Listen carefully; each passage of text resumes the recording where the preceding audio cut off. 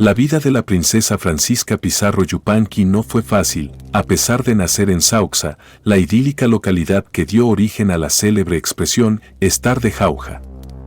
El soltero empedernido que fue Francisco Pizarro, conquistador del imperio inca, decidió en Cajamarca casarse con la hermanastra de Atahualpa, Inés Huaylas Yupanqui, y sentar ejemplo entre sus hombres. El nuevo Perú sería, como Francisca, mestizo o no sería. Inés Huaylas Yupanqui, bautizada con este nombre en honor a una hermana de Pizarro, fue entregada como esposa al viejo conquistador cuando Atahualpa se encontraba preso de los españoles. El de Trujillo se casó por el rito inca y, en diciembre de 1534, tuvieron a su primera hija, Francisca Pizarro Yupanqui. A finales del año siguiente, Inés tuvo otro hijo, Gonzalo, que murió muy joven en 1544. Ambos serían reconocidos posteriormente como hijos legítimos por el emperador Carlos. Los testimonios de los cronistas respaldan que Pizarro trató a su primera esposa india con total cordialidad y que la relación parecía consolidada, tanto por razones afectivas como político. A decir María del Carmen Martín Rubio en su biografía de Pizarro, El hombre desconocido, la ayuda militar de la madre de Inés, Contarucho, salvó a Lima cuando un levantamiento inca amenazó con echar al traste todo lo conquistado por Pizarro en 1536. No obstante, por razones desconocidas el matrimonio se separó y, poco después, se casaron con nuevas parejas, Francisco con otra princesa inca, Angelina Yupanqui, también hermana de Atahualpa, e Inés con el apuesto conquistador llamado Francisco de Ampuero, esta vez por el rito religioso cristiano. El magnicidio que truncó una infancia. Pizarro bendijo el nuevo matrimonio de su anterior esposa y entregó a los desposados la encomienda de Chaquiá y nombró a Ampuero regidor de Lima. Pero lo hizo solo de cara al público. En privado parece que el enlace no gustó un pelo al viejo extremeño. Por orden suya, sus hijos Francisca y Gonzalo pasaron a la tutela de su cuñada Inés Muñoz con la excusa de que les educaran en la religión cristiana. Francisca Pizarro se crió así lejos de su madre y rodeada del entorno palaciego que rodeaba para entonces al conquistador del Perú, una auténtica leyenda en Sudamérica.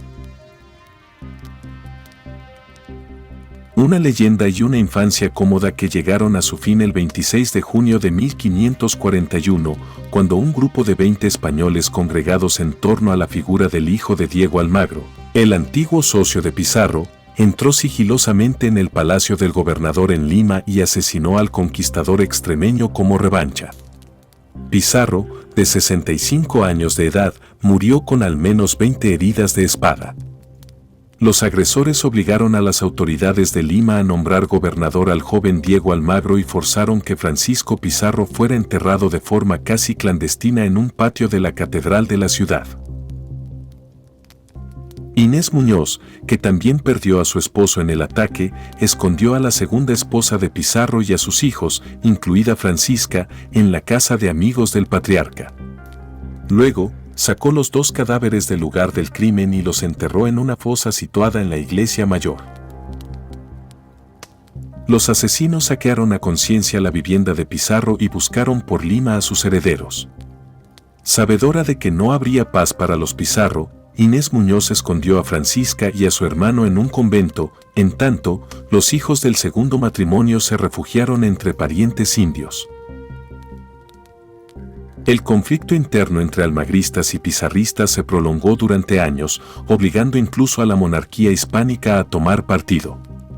En Quito, los partidarios y familiares de Pizarro se congregaron en torno a la figura de Cristóbal Vaca de Castro, enviado del emperador para restablecer el orden.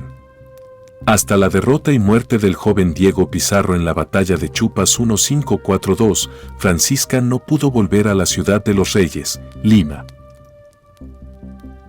El conflicto interno entre almagristas y pizarristas se prolongó durante años, obligando incluso a la monarquía hispánica a tomar partido. De nuevo entretenidos en una vida palaciega, la infancia de los niños se volvió a truncar por la tragedia. A las pocas semanas de llegar a Lima, una enfermedad mató al hermano pequeño y de repente la niña, de solo 9 años, se encontró aislada y lejos de todos sus familiares directos. El miembro de la familia más poderoso de los que estaban en Perú, Gonzalo Pizarro Alonso, era un importante encomendero, pero se encontraba ensimismado en sus tierras de Charcas, al igual que Inés Muñoz, que se alejó de la capital para evitar futuras conjuras. Tutor legal de la niña, Gonzalo se preocupó de que la niña recibiera la mejor educación posible, aunque lo hiciera desde la más escrupulosa distancia. El apuesto Gonzalo, el rey. Señala Martín Rubio que, aunque pobre de afecto, la princesa Francisca era enormemente rica gracias a la herencia de su padre, con encomiendas en Uyalas, Chimuy, Conchucos y los cacicazgos de Lima y Chiquitanta. Tan extensas eran las tierras en manos de la familia que, una vez vencidos los almagristas, Cristóbal Vaca de Castro puso su esfuerzo en reducir el poder de los encomenderos y de las grandes familias de conquistadores. En este contexto de persecución a los grandes terratenientes, el hermano menor de Pizarro, Gonzalo, abandonó su retiro en Charcas para encabezar la gran rebelión de encomenderos en 1544. Contra la corona española en protesta por la dación de las leyes nuevas. Cuando Gonzalo, de 35 años, entró triunfante en Lima el 28 de octubre fue nombrado gobernador por los encomenderos. A Francisca, de 10 años, debió venirle a la mente el dulce recuerdo de su padre recorriendo esas mismas calles. Alto, fuerte, guapo, dicharachero, desenfadado y valiente, aquel tío perdido y asombroso pasó a ocupar un importante papel en la vida de la niña.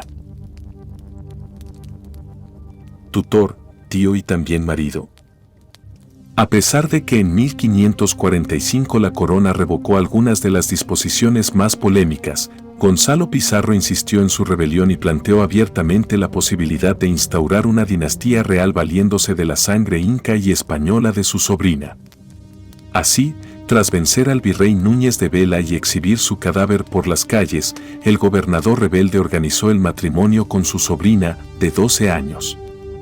Una adolescente hermosa, como apreció Gonzalo en su correspondencia, bien educada, sabía leer, escribir y música, de rostro alargado, ojos pardos, melena larga y negra y, en general, unas facciones entre europeas y andinas.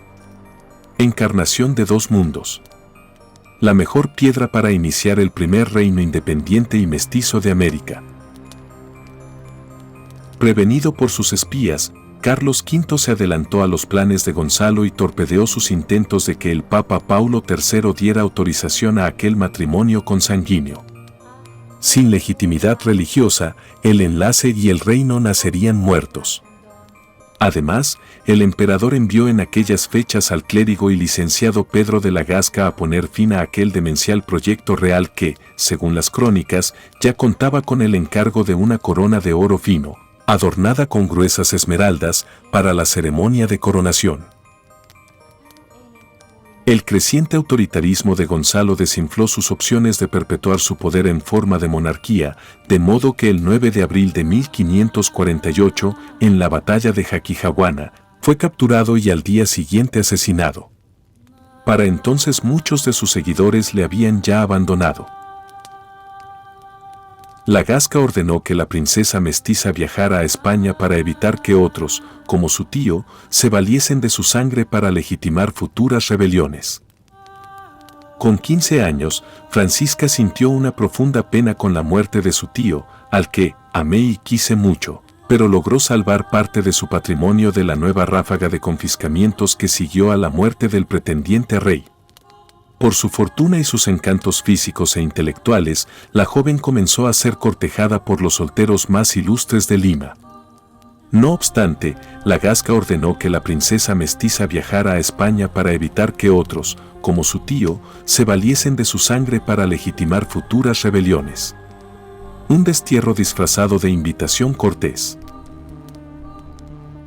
El matrimonio con el viejo y encarcelado hermano. Tras una dura travesía por el Atlántico, Francisca y su hermanastro Francisco, hijo de Angelina Yupanqui, se asombró con la gran metrópolis que era entonces Sevilla. Se aprovisionó de telas delicadas y costosas joyas antes de viajar a Trujillo, la tierra natal de su padre. En Extremadura se sintió otra vez en casa rodeado de familiares durante una larga y, probablemente aburrida, estancia. Lo hizo hasta que otro de los hermanos de su padre le invitó a otra aventura. Hernando Pizarro, que había sido encarcelado por el emperador en el castillo de la Mota por las rebeliones en Perú, reclamó a su sobrina que le visitara y pudieran defender juntos el patrimonio confiscado de la familia. Así lo hizo en el castillo, magníficamente acondicionado, en el que permanecía en régimen de arresto domiciliario. Como en el caso de Gonzalo, también entre tío y sobrina surgió el amor. Hernando, de 50 años, recordaba en su figura imponente al gran conquistador y, aunque casada con una bella dama vallisoletana, ya no vivía con su familia desde hace años. De aquel amor palpitante derivó, en 1552, que tío y sobrina contrajeran matrimonio después de haber recibido dispensa papal. La diferencia de edad de 28 años no fue impedimento para un matrimonio considerado feliz, unido en el deseo de que la familia recuperara las tierras confiscadas. Juntos entablaron numerosos pleitos con la corona y contra sus acreedores peruanos. De este modo pudieron restablecer parte de lo perdido. La muerte de Francisco, el único hijo varón del conquistador aún vivo, colocó sobre los hombres de Hernando y Francisca la responsabilidad última de salvar no solo el patrimonio, sino la memoria de los Pizarro. De la familia ampliada del marqués ya solo quedaban vivos ellos dos. Durante 9 años la princesa mestiza vivió en la Mota en prisión voluntaria. Pasados esos años, Hernando fue puesto en libertad tras 18 años en prisión y la pareja se trasladó a Trujillo con 3 de sus hijos, otros 2 habían muerto en el castillo. Aunque Hernando estaba perdiendo la vista casi por completo a causa de la edad, se encargó en el ocaso de su vida de enriquecer su hacienda en la Zarza y acumular una enorme fortuna derivada de los pleitos ganados a la corona. A su muerte, en 1578, una gran herencia permitió a Francisca y a sus hijos vivir con esplendor en Trujillo. Pedro Arias Dávila, mucho más joven que la esposa, habría de poner la influencia y el nombre en Madrid, mientras la veterana Francisca pondría la pasta. A sus 46 años, la princesa mestiza aún sorprendió a todos con un inesperado golpe de efecto. En el mismo año que se casó su hijo mayor, Francisco, con la hija del conde de Puñonrostro, Francisca contrajo matrimonio con el hermano de su nuera en Trujillo y dio el salto a la corte madrileña. No faltaron las sospechas de que ambos matrimonios fueron pactados a modo de gran alianza entre los Pizarro y los Puñonrostro, que estaban en ese momento arruinados tras pleitear durante años también con la corona. Pedro Arias Dávila Portocarretero, mucho más joven que ella, habría de poner la influencia y el nombre en Madrid, mientras la veterana Francisca pondría la pasta en aquel salto a la política nacional.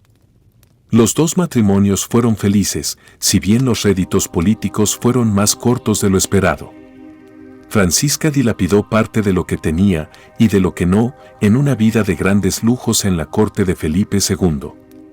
Lo que tantos años, lágrimas y pleitos había costado se disipó en brindis, cacerías, fiestas y ocio.